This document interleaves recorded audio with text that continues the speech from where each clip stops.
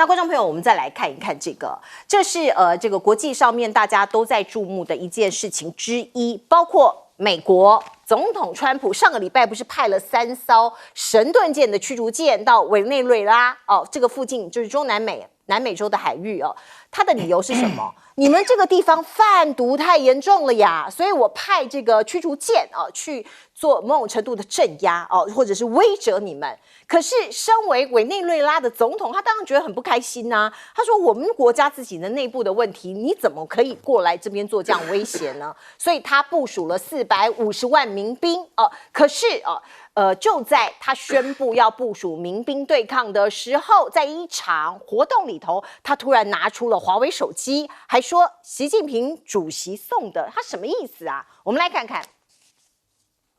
Quiero aprender a manejar este nuevo teléfono Huawei, que es el más avanzado del mundo. Este me lo regaló el presidente Xi Jinping de China, aquí lo cargo. Yo me comunico por satélite con este. Ni hao, ni hao. 谢谢，谢谢。Quiero aprender a manejar este teléfono, busco un tutorial.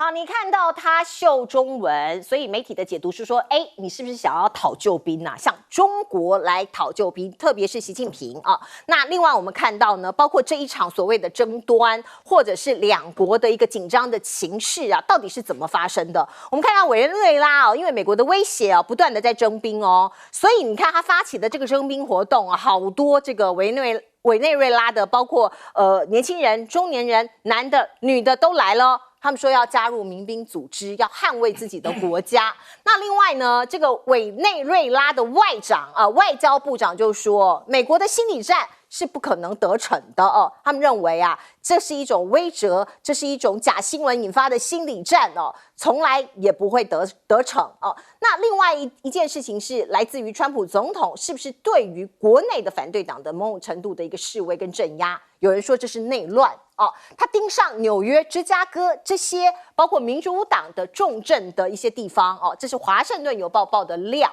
他说川普打算在9月动员数千名国民兵进驻以上这些地方先是华盛顿特区这个地方，我们看到其实已经有很多的国民兵进驻了。那接下来说是他要进驻像是芝加哥这一些所谓传统上面像是纽约传统上面这个民主党的重镇。所以芝加哥的市长强森他就讲我们对于任何非法向芝加哥市部署国民兵的主动非常忧虑。总统这种做法在于缺乏协调，毫无必要，而且非常的不合理。那另外呢，所谓扩大民兵部署的计划，锁定的是据说啦是巴尔的摩那这个川普呢，他就威胁说，我要把这些重大打击犯罪的移民行动进驻这个地方。所以他到底是不是想要挑起一个所谓的内战呢？这个是针对在野党发动的一场内战吗？那另外我们看到呢，非常有名的美国的一个政治讽刺漫画《南方四剑客》也开酸了。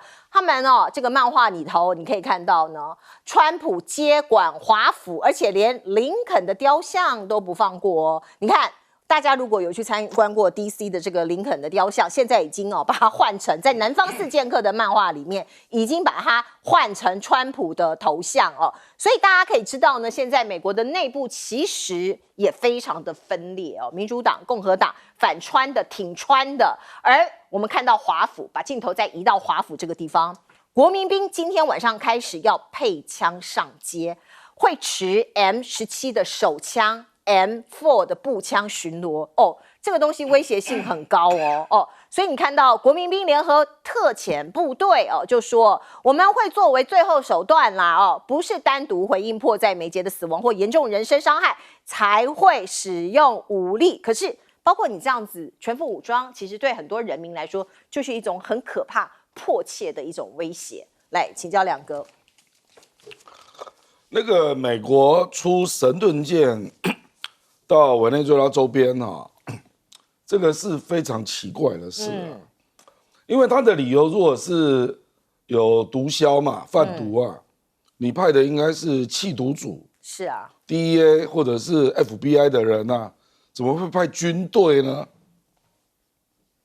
所以当然这个委内瑞拉的总统当然认为你是要来推翻我嘛，是不是有里应外合的政治阴谋？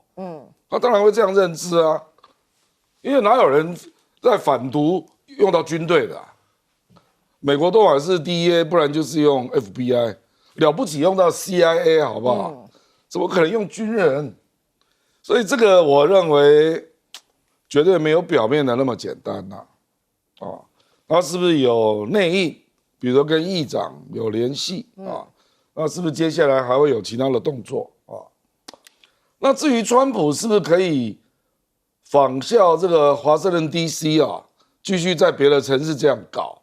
其实不容易因为国民兵你要派到那个地方，你必须要经过州长同意那马里兰州的州长 Westmore 是民主党，那他说还要去搞纽约，纽约州州长也是民主党，对，都是民主党主洛杉矶也是民主党，所以我觉得他这个就是嘴炮啦，他做不到啦，因为州长有权反对，那华盛顿 DC 是很特殊的，因为它不是一个州所以川普可以直接要求，对，它是特区，那最多也只有30天那我觉得他这个是。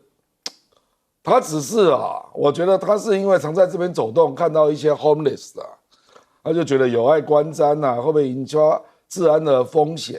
事实上，华盛顿的市长他当蛮久了，他事实上也知道这个问题而且他也努力在改善中。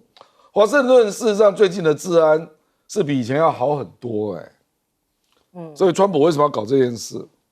为什么？造势完全就为了作秀作秀造势，表示不是因为这个一定是新闻那国民兵他还出来给他们吃披萨干嘛？那个都有镜头的嘛，那他就可以压掉别的新闻，创造一些画面没有跟新闻。你没看过那个 Epstein 那个新闻不见了吗？爱泼斯坦不然本来大家都在挖爱泼斯坦。川普的照片对，他太太的照片转移一些大众媒体的焦点。这个新闻真的被压掉了，因为这个真的会引起注意那晚上我本来这个有好有坏啦，因为华盛顿确实有些地方治安不好，可是因为一般老百姓你派国民兵进去，他会觉得说哇，那大概治安真的非常坏结果造成餐厅的订阅率少了30%，大家晚上就不出去了，不敢出来。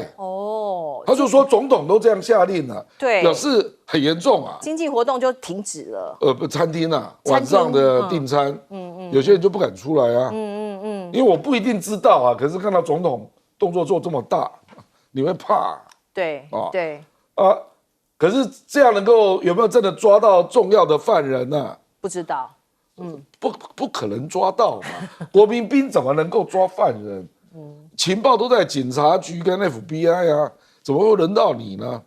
他通常进来是要镇压的啦。所以我觉得川普真的是为所欲为，真的是有点为所欲为，想干嘛就干嘛。好，我们进一下广告。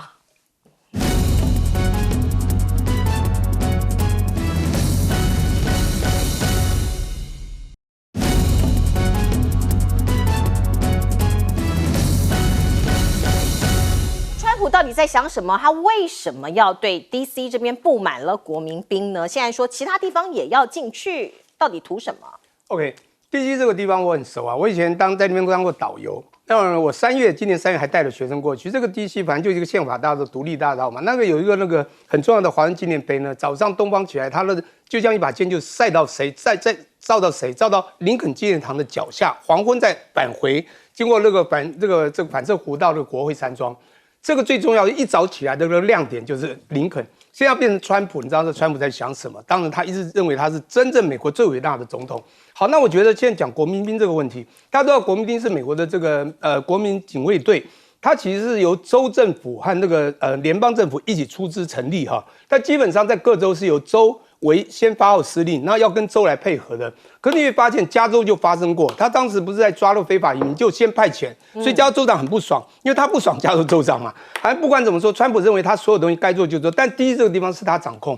当然，我有另外一个想法，因为第一我们常去。第一，你说真的那个地方其实整顿还不错，但唯一最严重就是常常有人举牌，就是他，你刚刚的画面前面，白宫前面常常举牌，只要抗议人士在那是合法可以举牌的，那抗议声音可以很大的，所以吵闹的，常常在白宫前面看到的是这些。我觉得从我的角度是，我觉得川普想要国民军镇压这些反对他的人，他的这个人很自傲。很自信，很狂妄，他不希望有人反对他，所以这些东西是他最主要驱逐的，就是在那几个我很熟悉的那条街上啦，咱们就是背后就是白宫那个背景那个地方，我觉得最主要是巡逻那个地方。再来我讲一下委内瑞拉好不好？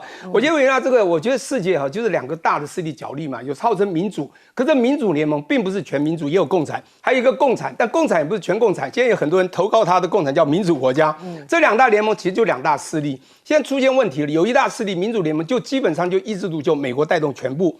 当另外一大势力看起来龙鹰自珍啊，所谓的大国博弈，有另外一个势力就是我们东方崛起这只龙中国。当中国起来之后，你要知道，很多人对美国是敢怒不敢言，因为美国不管是关税或所有的动作，其实对很多的国家都已经打到他痛到不敢反对而已。不管叙利亚、委内瑞拉、伊朗、俄国，还有很多间接被打到的国家，我像这种声音非常多。当然你知道美国之大，它几个你看一个只会这个要剿毒的一个动作，就开始跑了3个神盾舰过去。这个算是一个不小的动作。你要知道，委内瑞拉这个不是个大国家，中南美洲，他看到当然多多少少担心。其实如果他没有背后势力，谁来我都完了。他第一个想到谁，当然就是中国嘛。所以你看，还会露出中文啊，这讲不好听点，我不管我在对岸或我这边听到中文，我都觉得他是我们自己人了。他就是要拉拢这种关系，所以真的，我觉得这些反对势力将来这种。所谓的我们叫 globalization without US 的经济讲说，没有美国的一个全球化，还有一个叫做 regional alliance， 所有的新的一个联盟组织，将来抗美的就会出现，所以以美信中的很多国家会开始。好，我们进一下广告。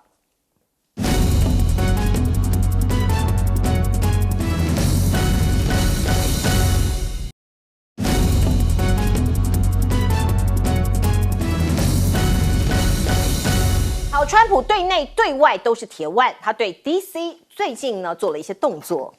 对，因为我们都在关注川普的这个贸易谈判、关税政策等等，但是都忽略，其实内政是他非常擅长的领域哈，因为他去年打赢胜选，其实就靠2张牌，一张是经济牌，经济牌对于执政者拜登当然是很吃亏的，第2张就是移民啊，所以移民再衍生出去，不管是移民、游民还有治安问题，其实他没有忘记这些事情。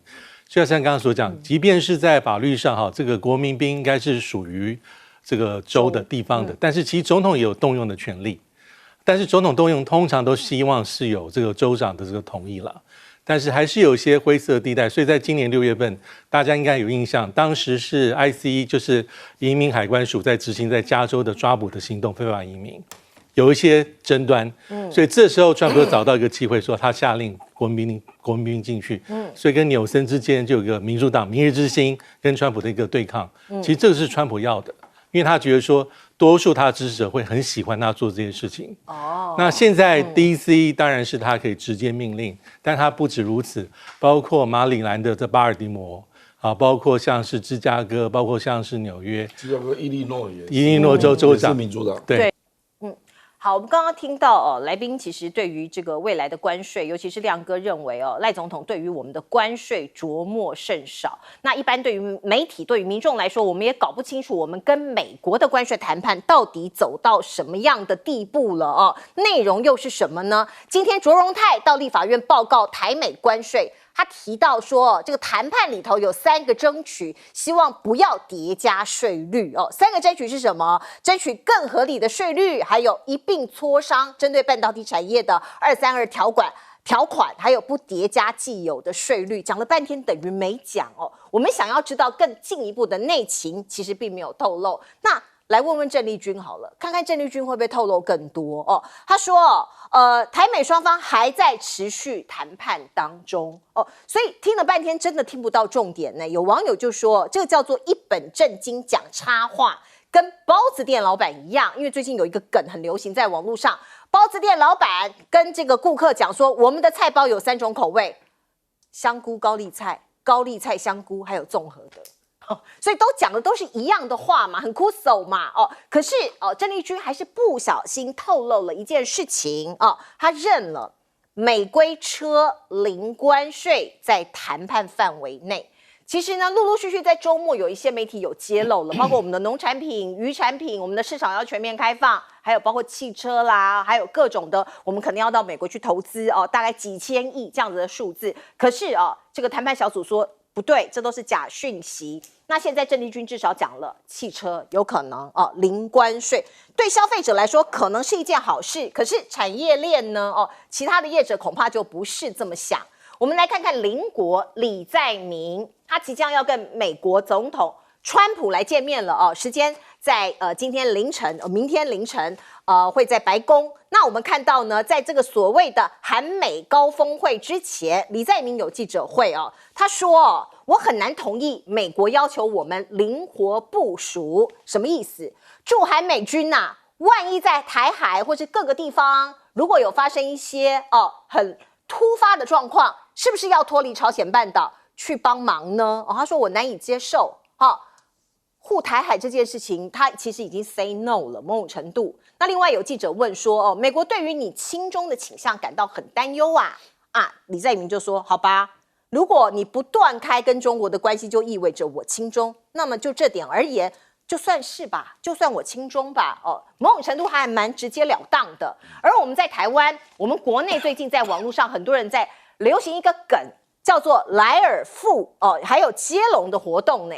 讽刺的是我们的赖政府，来看一下这个图，台湾穷莱尔富因为莱尔校长这个国民党的宣传片爆红嘛所以有好多好多的这个梗图，还有好多好多的接龙包括青年贫莱尔富，交通糟莱尔富，台湾穷莱尔富，房价贵莱尔富，物价飙莱尔富，关税升莱尔富，就很多这个大家很多有创意的年轻人不断的接龙下去。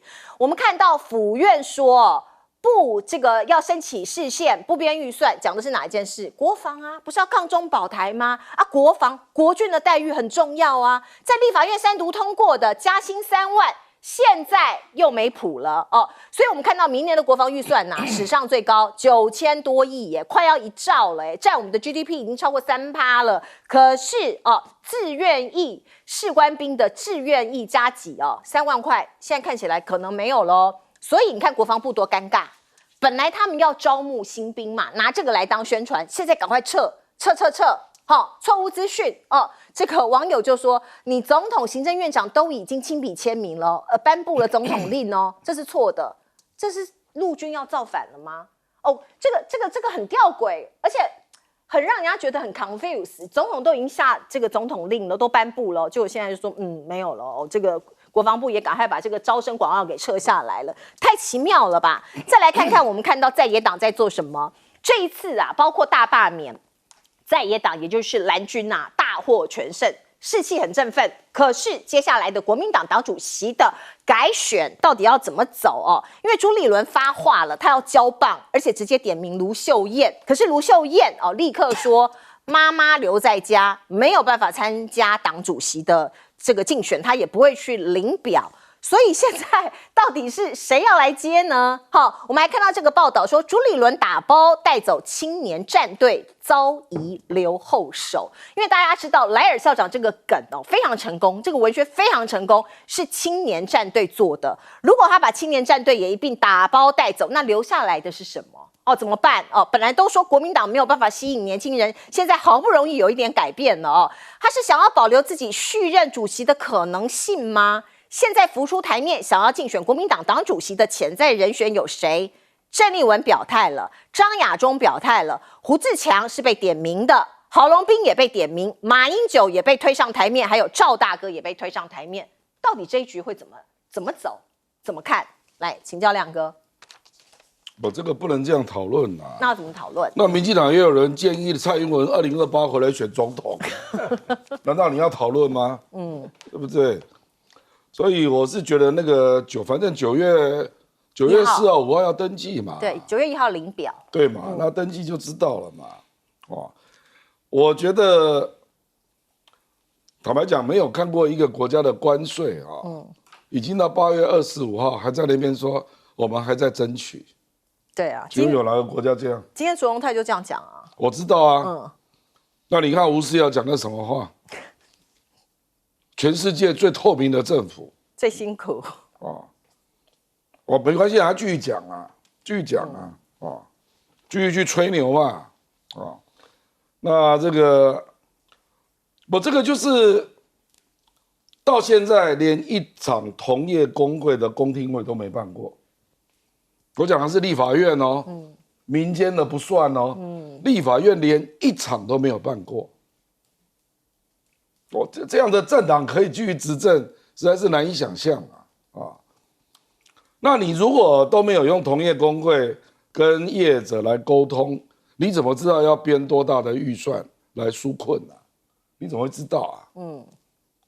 那事实上下个会期特别预算就要上来了。那请问你那个纾困预算是怎么估的啊？我再举个例子啦，我们的劳动部长洪申翰，他讲了一句话更悬啊。他说估计啊，被冲击的产业企业有3万家，那劳工失业大概4万2千。我的老天啊！那每一家企业都只有1个人2个人天下杂志估计，它进口还不算只有算出口。出口就20万。天下杂志从业人员是啊，然后进口我们还没讲呢，比如说汽车从业人员是30万呢。是毛振飞他认为一定冲击极大。你现在不是说美车是0吗？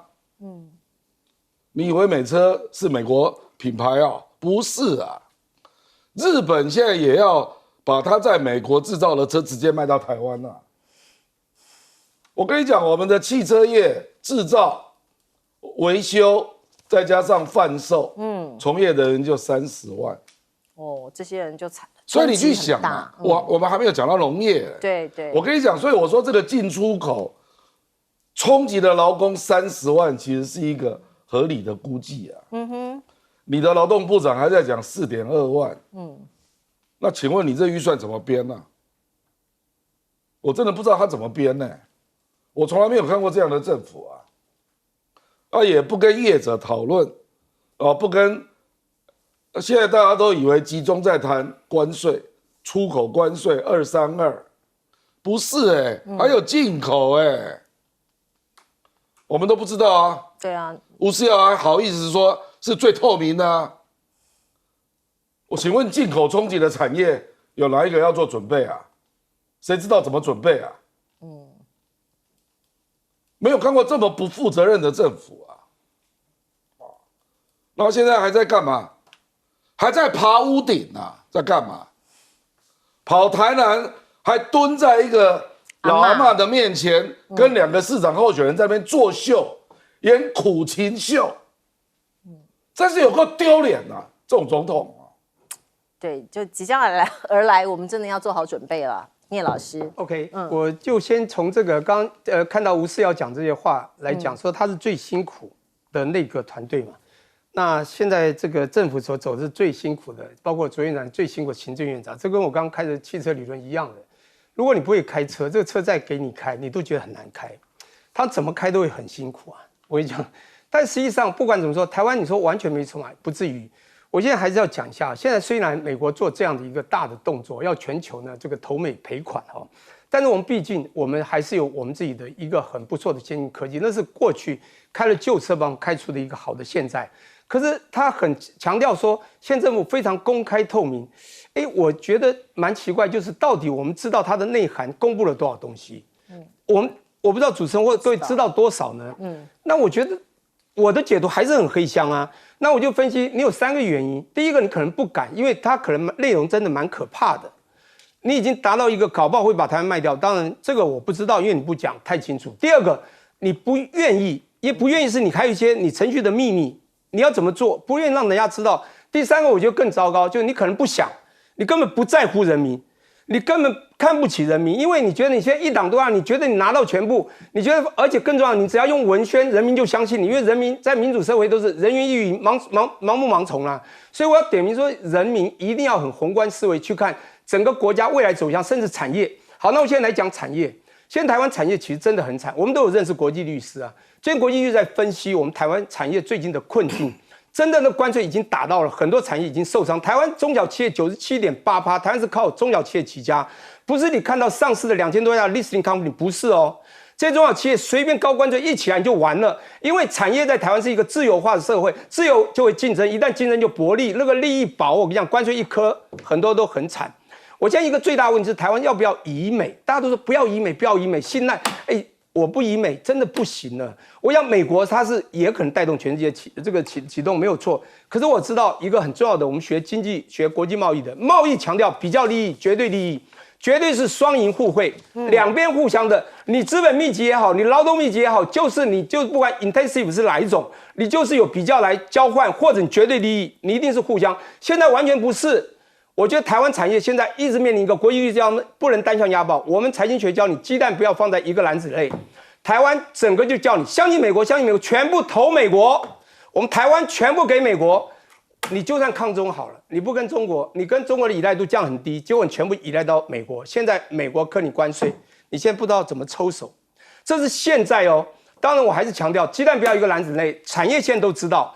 过去呢，以为产业智慧啊，到墨西哥、到越南等等地方，美国真的是聪明到，你到墨西哥，他一样克你墨西哥。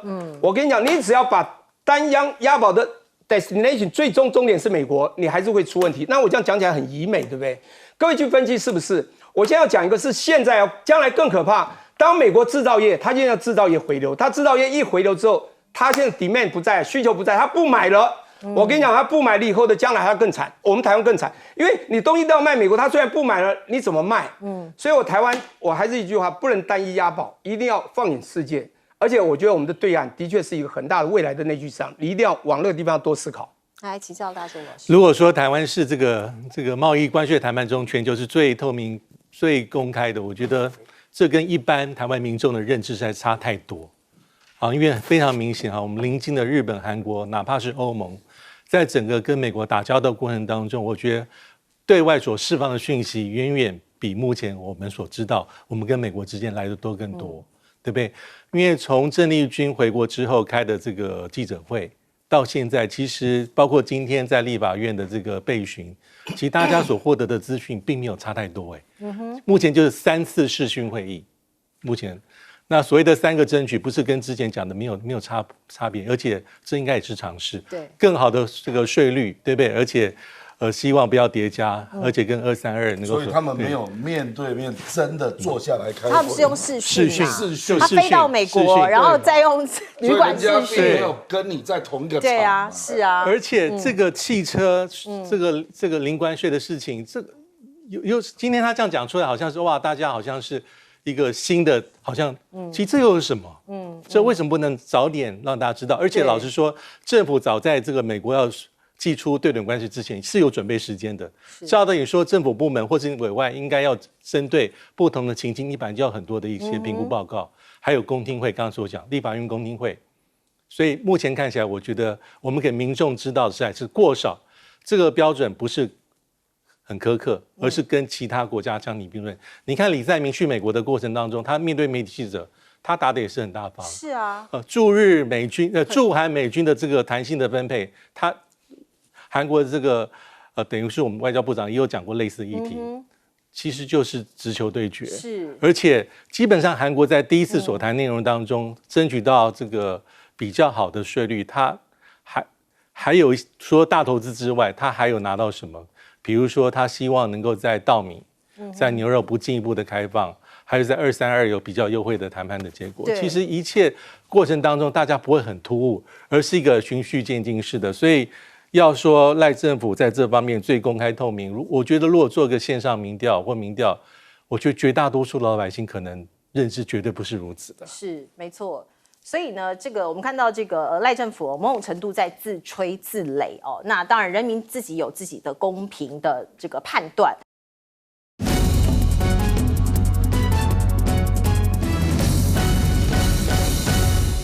好，欢迎回到新闻大白话的节目现场。823之后，我们这一辆车到底要开到哪里去？讲的是我们中华民国，讲的是我们台湾，也是莱尔校长。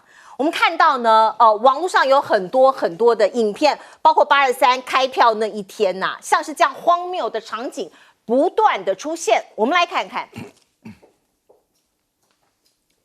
我们有失败，不过没事，32-0，我们32还是我们赢。小赖啊，没关系的，至少你这样显得我都没那么差啦，加油，还可以更差一点。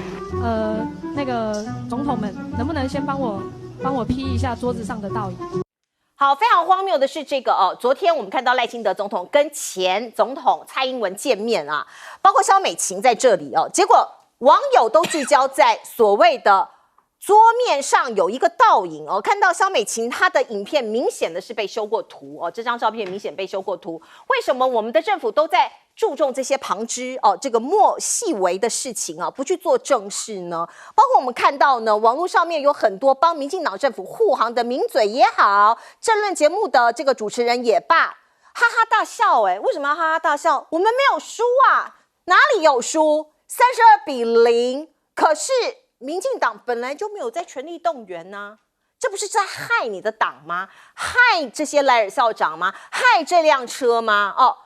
你看到在过去之前更早一点点，那时候不是说喊着要罢免所有的国民党的立法委员吗？41席你看到包括已经被罢免成功的3Q 哥，他还说徐小新啊，你要叫学长王宏威啊，你要叫学长叶元之啊，你要叫学长，就是这样的嘴脸，就是这样的态度像是李正皓。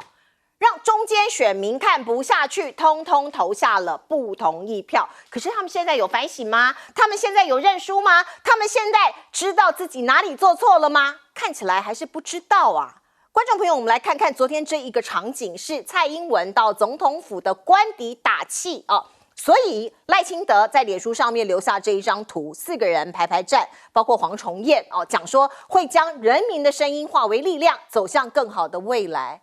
真的吗？会这样做吗？我们很希望，我们也期待。可是你看到4叉猫又出现了，他说蔡英文跟赖清德2个人坐在这边后面这一张图这个照片是哪里啊？他说是优胜美地，美国加州优胜美地国家公园的图，所以意思是说我们背后有美国人靠山是这样子吗？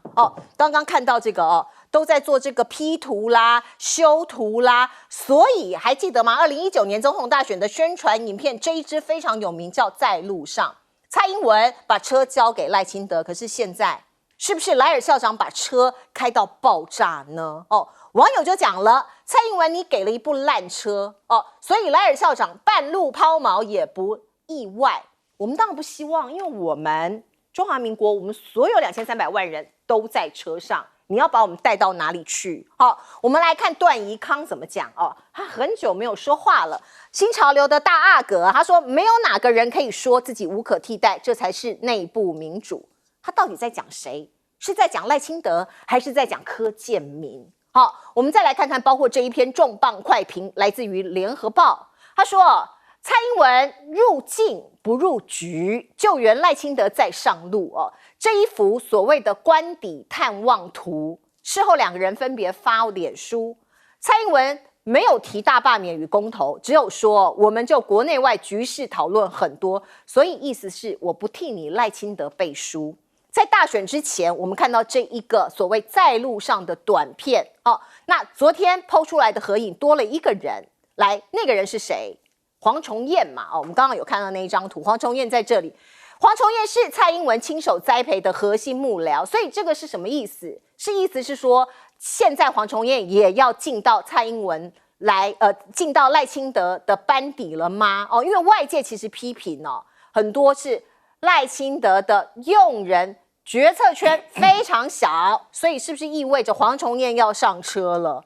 而另外，我们严格来讲，赖清德的权力内圈，府内除了啦啦队队长潘孟安之外，没有其他派系啊，小之又小。窄之又窄。赖着体制未变，赖紧握党权，徐国勇只是执行者而已。我们看到柯建铭还有1年的总召任期到明年嘛，沈伯洋继续当立委，王义川被青鸟拱接民进党的立院党团总干事长，因为吴思瑶说他不干了嘛，换汤不换药，赖清德内阁走了好几个人，可是小圈圈在大风吹啊，都一样啊。来请教亮哥。这个黄崇彦目前是国安之委吧？所以实际上就是被晾在旁边嘛。国安之委怎么可能每天跟总统开会，对不对？表示他哪有纳入圈子？可是这张图是不是代表他要被？没有啊，他跟蔡英文去啊。他只是跟班。当然啦、我认为赖清德真正的问题不是幕僚的问题啦，是他自己啦。这个吴子嘉昨天做了一次直播啊，笨蛋，问题在总统啊，就是本人呐、哪一个人不是他用的？不用检讨别人，就是他自己。比如说罢免柯建铭，背后没有你吗？背后没有你，他可以这样一直搞啊，党团都无所谓，怎么可能？吴思瑶不就你的嫡系，后来就帮着柯建铭一起搞啊。曹兴诚，你总统府还特设一个委员会，他是首席顾问。曹兴诚如果没有这个身份，有人会认为背后有民进党吗？沈伯洋不分区蓝衣，哪一个不是你的人？那结果大罢免大失败，赖清德有检讨自己吗？没有嘛。所以我跟你讲，重点就在这里嘛。连林右昌下台，有说是因为这件事吗？有成立检讨小组吗？都没有嘛。所以我跟你讲啊，如果他自己就是这种，就是争功诿过啦，不负责任，没有担当啊，你去想一想嘛。这个河山研议实际上是没过对不对？没有过嘛。对。照法律来讲是没过嘛。是。你看赖清德怎么说？他说：“我尊重公投结果，不排除先进核能。为什么？因为美国要嘛。所以讲白了啦，谁对他有影响？只有美国啦。所以这幅画是对的。那个话就是幕僚还是太差了。应该放佛罗里达或德州啦，就要放成旧金山，旧金山就民主党的大本营啊。那你没赛呀？我跟你讲，所以我跟你讲，都要来检讨，所有的问题都是赖清德啦。所以换人有什么用？我跟你讲，那个古人有讲嘛，用师者王嘛。你如果用比你好的人，你就当王嘛。用友者霸嘛。就是你如果用能力跟你差不多的啦，战将级别的啦，用土者王啊，亡国的王啊，赖清德就是用土嘛，都是用一些不敢逆着风说话的人嘛，所以你就会看到他到最后不止圈圈小，我甚至认为他有很多情报根本都被屏蔽掉了，他不一定知道嘞。不然怎么会有人这么呆呢？你说被屏蔽是旁边那些人把他屏蔽掉哦？报喜不报忧啊！国安日报有人跟你讲你的状况吗？要不要回去看一下？总统啊，每天都有国安日报放到你桌上啊，有没有把最近的民调，还有一些不利于你的文章给你看啊？因为他本人又不会看蓝媒，他真的没有在看我们节目？没有啦。怎么可能？现在看一下。我跟你讲，他的问题就在这里了。然后发生事情的没有担当，你为什么不道歉？他到现在不认输、不认错，没有真正的道歉。你这样换谁有什么用？而且换的就原来的那薯条三剑客啊，三兄弟。哇，现在流行剑客嘛。所以我跟你讲啊，基本没救了。基本没救，没救了。我那个连游宜农都这样写，说你如果没有改变你的执政的方式，你换谁都没用啊。我不是说徐国勇不称职啊，徐国勇称职啊，可是他执行者啦。不，我觉得徐国勇应该让他当行政院秘书长啊。为什么是当党秘书长？有能力的人不是应该让他做有实际操作空间的位置吗？党秘书长有屁用啊！党机器就是为了要选举啊，没有用嘛。选举看你怎么面对陈亭妃啦。林俊宪民调这么差，你在台南怎么讲话？我们市长候选人林俊宪，他有这样讲，本来就是啊，脱口啊，脱口而出。那你去想一想，他那个幕僚是怎么回事？明明现在大家忧虑的就是关税，卢秀燕一定是整天被台中的企业包围，跟他说市长我们怎么办？所以他才会觉得说啊，我留下来陪你，妈妈留在家里。你赖清德一点感觉都没有，怎么有这种人呢？人家在关心关税，你还去看风灾，然后还要爬那个楼梯，跑三阶然后一大堆人来拍照。我甚至看到一个英粉留言说你这个人真的很奇怪，你拿一瓶水上去给2个老阿伯，那个是屋顶啊，水要放哪里啊？而且很危险，他们还要来接呢，所以你脑袋里面都只有自己嘛。关税战你到现在一点感觉都没有，你不觉得很可恶吗？然后还用8月8号就开始实施了，今天都已经8月25了，还这边说暂定我们还在谈对不起啊，人家厂商都已经直接用这个税率了，人家不知道怎么办他没有感觉怎么有这种国家领导人呢？这是台湾的悲哀啦。那怎么办？到底怎样才会有感觉？就他尽量不要做事啦，这个交给别人做了，交给别人做，这个火都已经整辆车都要烧起来，还没感觉，这是神经末梢是不是有问题啊？来，建中老师 ，OK，那个我现在这样讲就是民进党执政，刚刚有讲到开车理论我觉得车子好坏不重要，有的车子很好开，有的车子很难开，但是呢，如果一个很难开的车开在一个赛车手很会开车的人身上，他会把车子开得好好的。但是如果你不会开车，而且车再好给你开，你也开不动，也开不好。我现在讲的重点是，因为我们中华民国来台湾，从这个1949一直走到这一段以来，我们曾经走过4次的黄金10年我们从这个纺织王国的1960年代，塑胶王国的就石化嘛，塑胶的1970年到1980年的电子王国，到后来的消费性电子40年。那时候的汽车，你觉得台湾车子好开吗？跟各位报告，非常非常的难开。可是呢，我们必须来投影一些人，真的是我觉得非常重要。就在那个时代的人呢，可以把台湾做得这么好。那刚刚讲开车，那当时我们讲孙运璇、李国鼎，我们现在想一下，我们现在美国打贸易战，把一个巨无霸的美国机器人厂拼凑起来，从日本、从韩国、从美国，你不管皮肤、头发、手脚全部拼好，缺脑，他开始算计台湾，要把台湾的脑带过去。可是不管怎么说，现在这个车其实我们有价码、有东西、有筹码，可以很好开的。可是我们开的哩哩啦啦。那在那个年代，说实在，台湾呢刚起步的时候，实际上真的平手平足大家这个做事，我们大家都知道，小时候呢拼一个这个东西，就修一个东西1块钱这样子，大家家庭及工厂，大家都很辛苦。可是那时候的领导人，我们讲当时的行政院长好了，这个人是我非常欣赏，因为他的女儿刚好是我学姐啦，我们认识，就是姓孙嘛，大家知道孙运璇。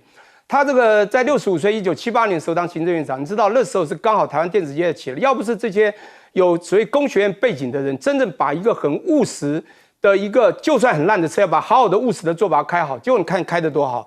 张仲谋不是台湾人，从南京出生到了德州拿了博士，回来把RCA要收厂的时候，他竟然碰到他，跟他说：“你有一个背景叫半导体，我需要你，可不可以为我们台湾做点事结果呢，而且还是力希望做，而且台湾愿意支持你。当然这一段过程我不多讲。当时找了当时的行政院长，当时行政院长行政院找了这个当时后来在这个那个我们大家都知道做经建会，就现在国发会嘛，行政院国发会里面经建会委员之一，而且他当过经济部长的谁呢？李国鼎，当时刚好是应用研究科技研究小组的这个主要的召集人。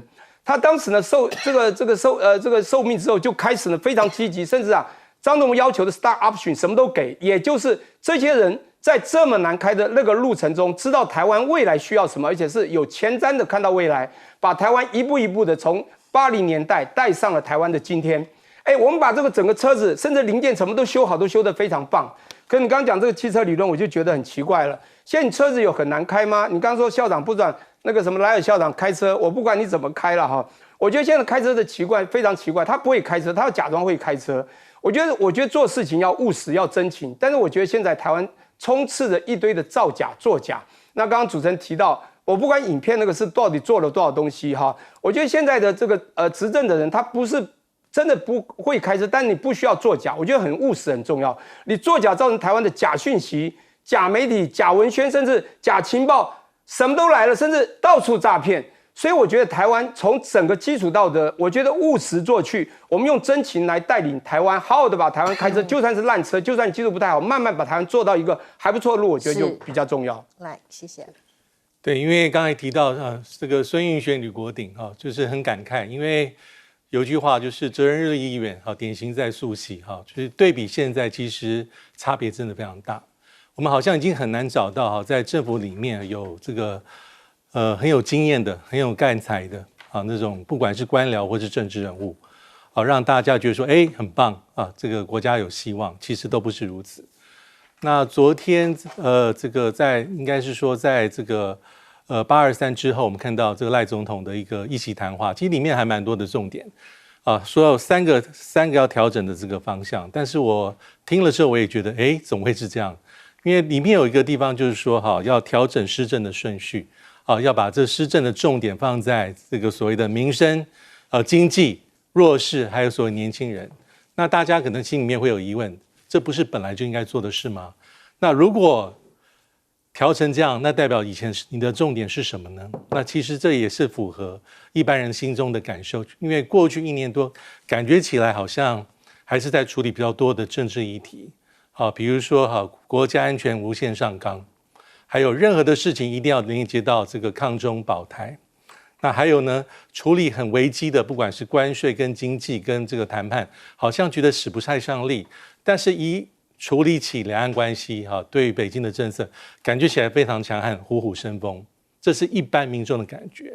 所以这个讲话就是说，你知道调整施政施训，而且刚讲调整队形嘛，就刚刚讲到你的用人，但我觉得一切还是要回归我蛮同意刚才两位都有提到说，一切还是要回归到总统本身，总统你的一些心态，你的一些这个风格因为不管是用人或是政策，其实就是总统你自己而已但是有没有办法像在823这个罢免之后的谈话调整队形，调整施政顺序，还有一个我觉得很关键，调整行政跟立法的关系，就要看你有没有真心诚意去做因为你要认清现在的形势因为你本来就是40几%的这个少数选出来的总统，而且在立法院没有多数，如果你要让你的施政也非常顺畅，你就要发挥沟通的能力，而不是一切都采取对抗。所以我觉得一切还是要看之后